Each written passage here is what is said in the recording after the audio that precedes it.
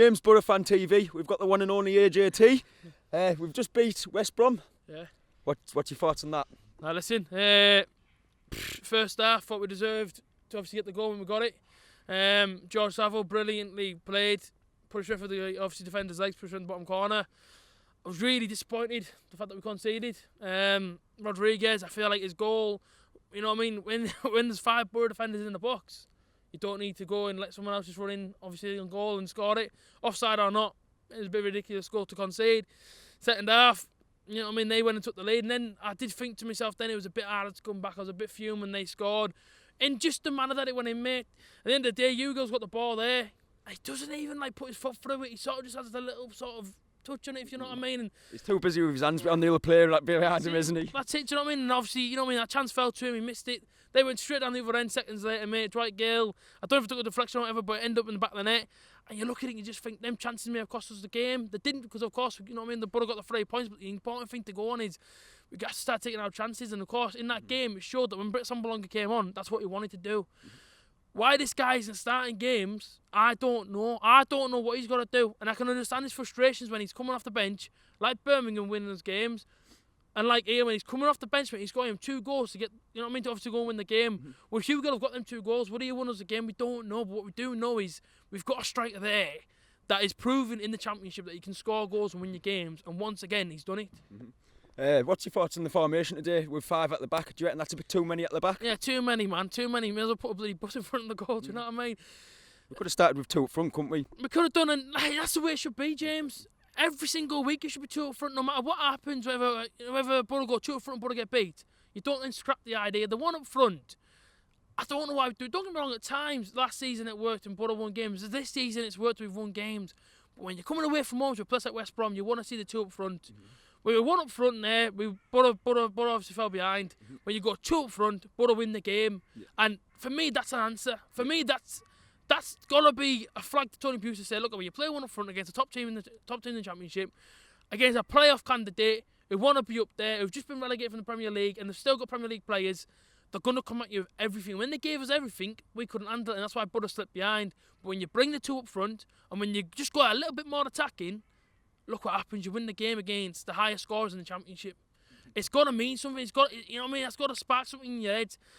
We go into Tuesday night, 2 up front. We go into the Leeds, 2 up front. It's got to be 2 up front now until the end of the season. If you want to take yourself seriously and you want to be playing with the big lads like Leeds that are going to be coming up in obviously next week, like Sheffield United who are up there, they're, you know what I mean, away from home in a few weeks, you've got to be going at them. You've got to be attacking them. And the only way you can attack a team, it isn't going 5 at the back. It's going your 2 up front and just going at a team, mate. Talking about Premiership, we've seen a bit more of the new signing Miguel today. What's your thoughts on the major? I love Miguel.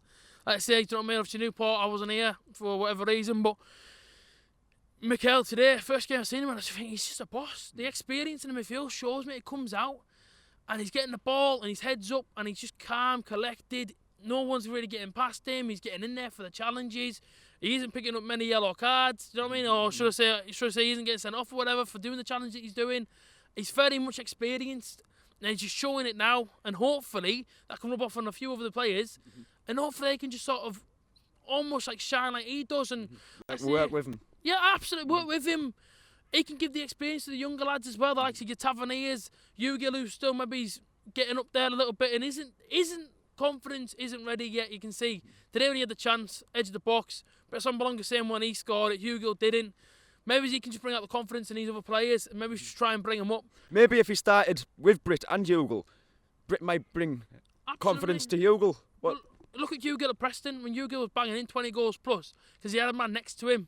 Hugo's a great striker, and people probably laugh at that statement. He's a great striker. When you put someone next to him, he can play off him, he can bring the ball down like he did for Britt's first goal to make it 2-2.